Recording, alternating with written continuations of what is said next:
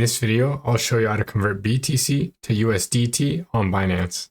If you find this video helpful, please consider subscribing and liking the video.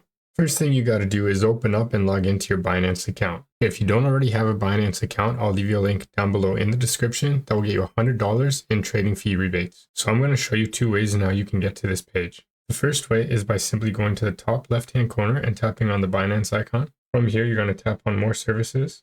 Scroll down until you see the trade section right there. Tap on Convert. The other way you can get there from the home page is by going down to the bottom right-hand corner and tapping on the wallet icon or assets icon. From here, you're going to see an overview of all the assets you have in your account. If you don't see BTC in the list, you can just tap on the magnifying glass and search for BTC. Tap on Bitcoin.